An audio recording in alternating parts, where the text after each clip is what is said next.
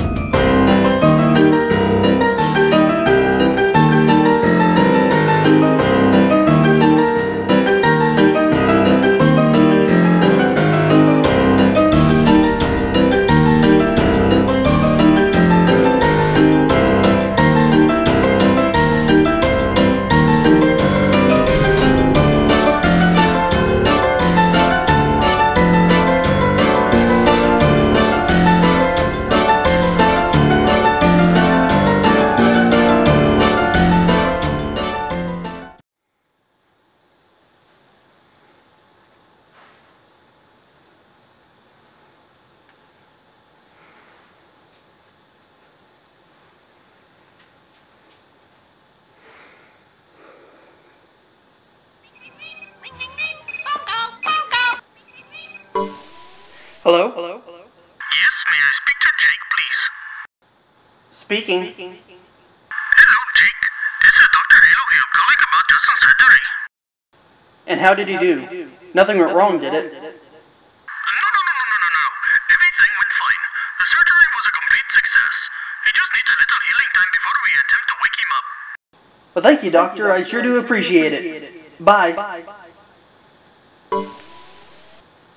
Since there is no pressing matters at the moment, you are required to do another episode. Alright, load up the show host subroutines.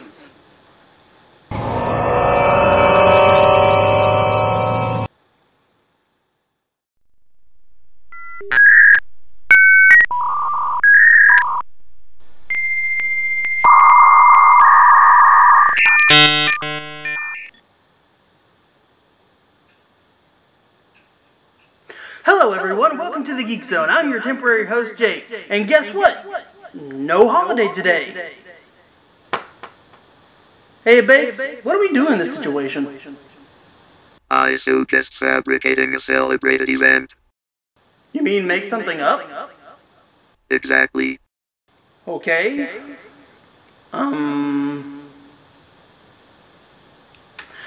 Happy something or other day, everyone. Welcome to the Geek Zone. I'm your temporary host, Jake. Something or Other Day is a holiday of my creation in which people celebrate anything that is important to them. I.e., celebrate an event such as the first time you went camping, or the first time you ever went to a football game. On the other hand, really geek out and celebrate the first video game you remember playing.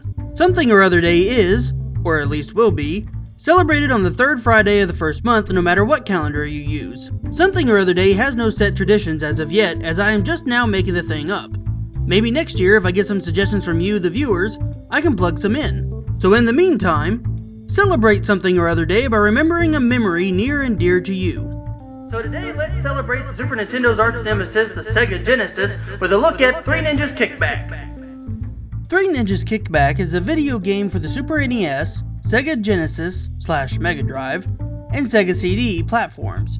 It was developed by Malibu Interactive, published by Sony ImageSoft, and was released in 1994. The game is based on the PG-rated major motion picture of the same name. Now, time to see if this thing's as fun as watching a cat in an automatic pet washing machine. Under the sea, darling, it's better down where it's wetter. Take it from me. Controls are like the Sega CD version, except the Sega CD version felt a tad smoother, kinda like Sean Connery and Daniel Craig as James Bond. They both get the job done, but one is smoother than the other. It just doesn't feel like a game for the Sega Genesis. So controls get a 3.1 out of 5. The graphics in this game are identical to the Sega CD version, which is only an insult to the CD version but a bland comment for the Genesis. It is okay for the Genesis, but I didn't notice anything special from it. So graphics gets a 3.5 out of 5. The pick up and play factor is one of the few things done right in this game. No tutorial needed, as the controls are simple enough to learn, and at the start of nearly every level, Grandpa comes up and tells you what you need to do. Pick up and play factor gets a 4.6 out of 5. The replay factor is kind of in the bland zone. Much like watching MSNBC, after a few seconds, you're good for a long while. Replay factor gets a 2.6 out of 5. The sound is about average. Nothing special, nothing to write home about, just bland. I'm starting to notice a pattern here. Sound gets a 3 out of 5. The story is original, which is something that is a plus.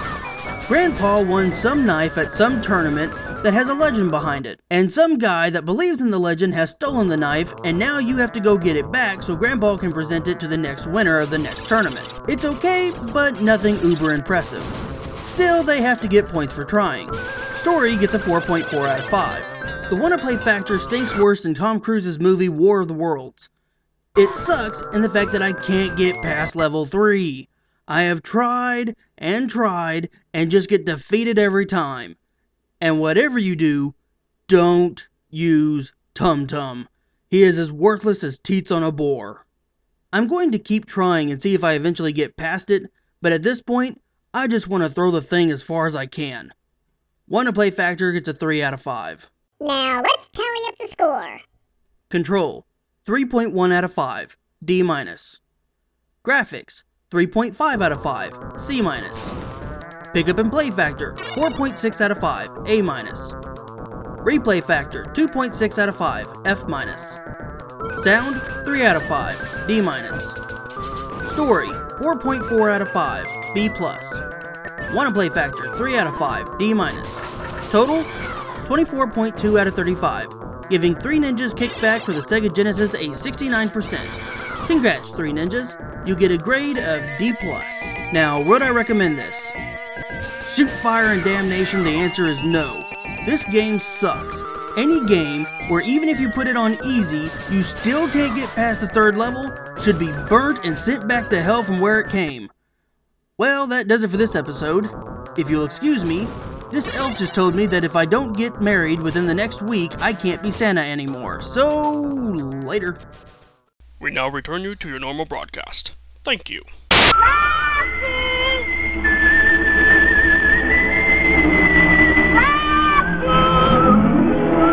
Starring June Lockhart, Hugh Riley, John Provost as Timmy, and, of course, Lassie.